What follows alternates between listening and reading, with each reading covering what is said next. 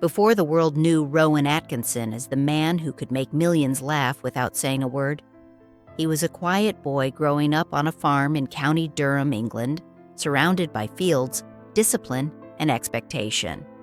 Born on January 6, 1955, Rowan Sebastian Atkinson was the youngest of 4 sons in a family shaped by both structure and loss. One brother died in infancy, a tragedy that lingered quietly in the household, leaving the surviving children to grow up under the steady guidance of parents who valued education, self-control, and hard work. From the outside, it was a stable upbringing, but inside Rowan's own mind, a battle was forming early, one that would shape his identity far more deeply than fame ever could.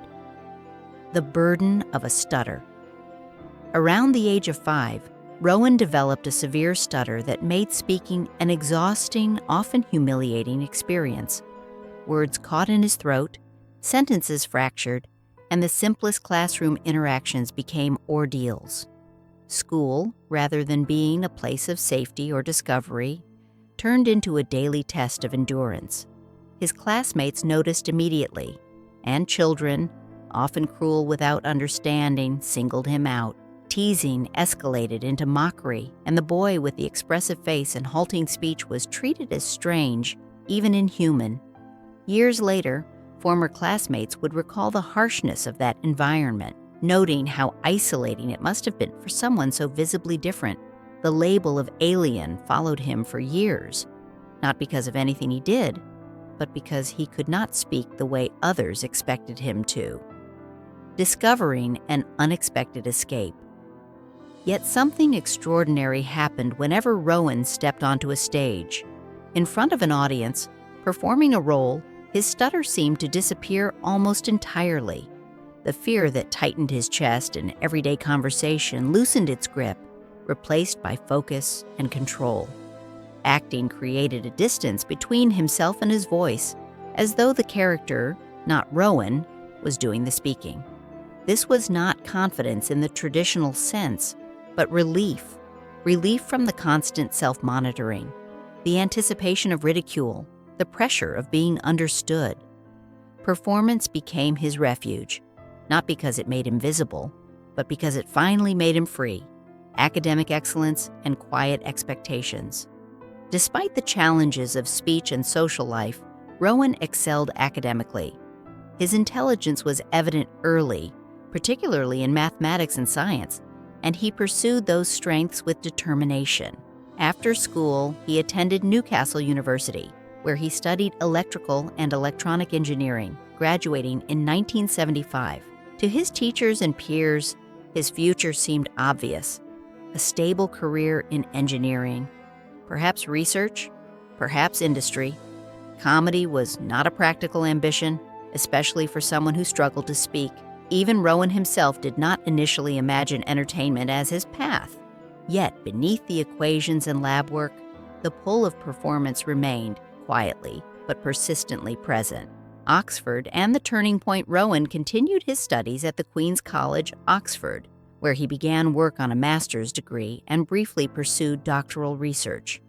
Oxford was intellectually demanding, but it was also culturally alive. And it was there that Rowan found the environment that allowed both sides of him to coexist.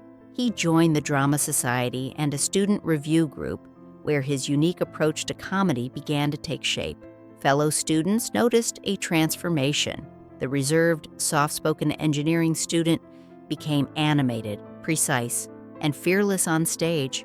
It was during this time that Rowan met writer Richard Curtis, a collaboration that would define both of their careers.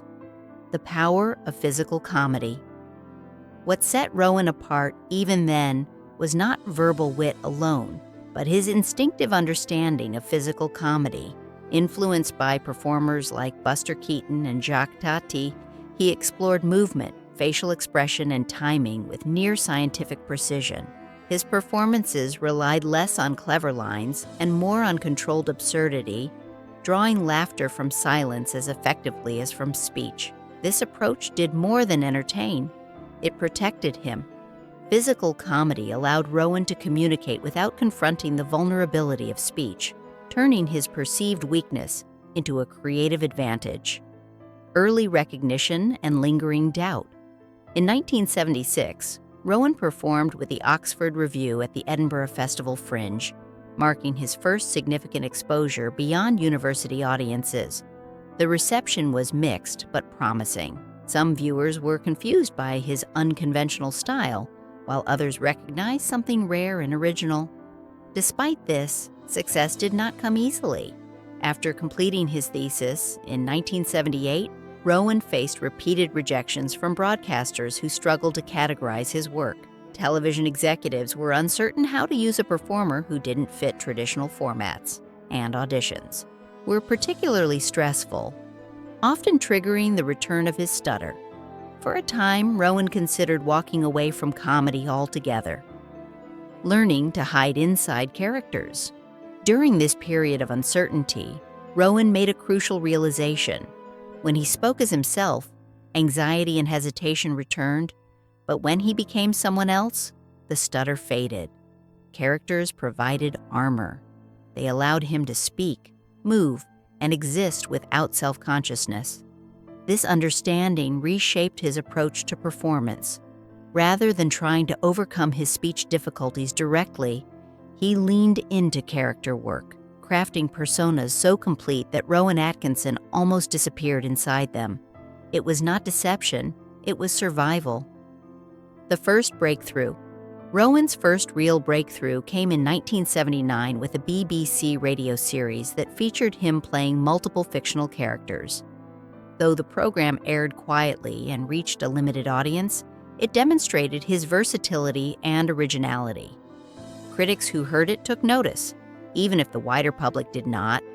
Around the same time, he collaborated closely with fellow performers from Oxford, building confidence and refining his style in a supportive environment.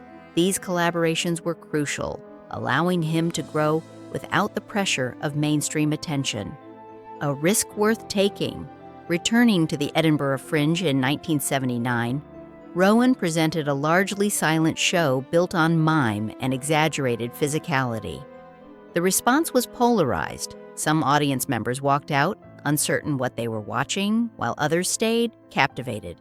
Importantly, industry figures were among those who stayed.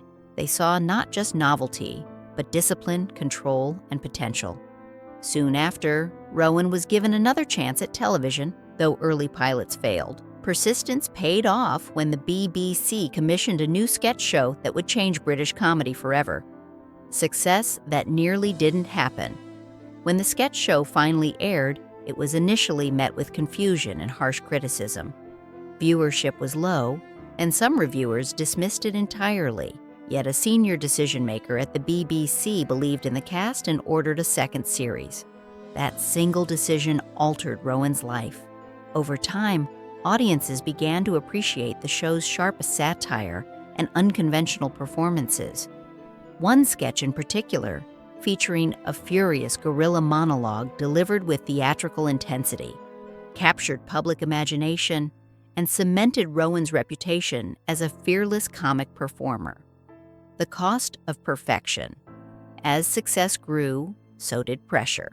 Rowan was known for his meticulous attention to detail and high standards, traits that earned admiration but also created strain. Long hours, constant rewriting, and the emotional demands of performance took their toll.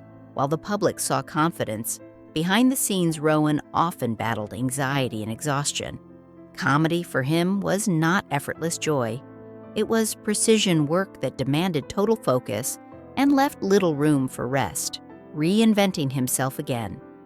Rather than riding the momentum indefinitely, Rowan chose to move on, co-creating a new historical sitcom that allowed him to explore different comedic rhythms.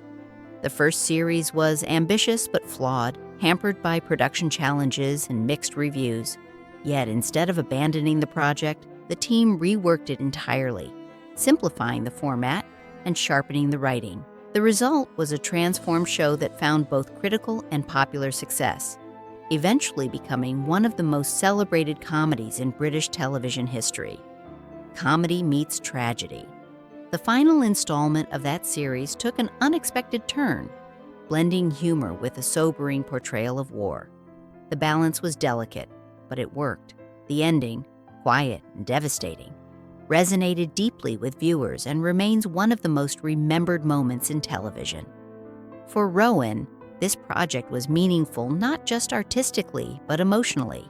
It was collaborative, supportive, and, by his own account, less isolating than much of his earlier work, living with doubt. Despite awards, acclaim, and global admiration, Rowan has often described himself as uncertain, even self-critical. He has spoken candidly about feeling inadequate, about questioning whether he truly deserved his success. These doubts, rooted in childhood experiences, never fully disappeared. Fame did not erase them, it merely changed their context. Reaching 70. As Rowan reached his 70th birthday, fans around the world celebrated his career and influence. His work continues to reach new generations, and his characters remain instantly recognizable. Yet Rowan himself seems less focused on legacy than on balance, on choosing projects carefully, protecting his well-being, and accepting that it is okay to step back.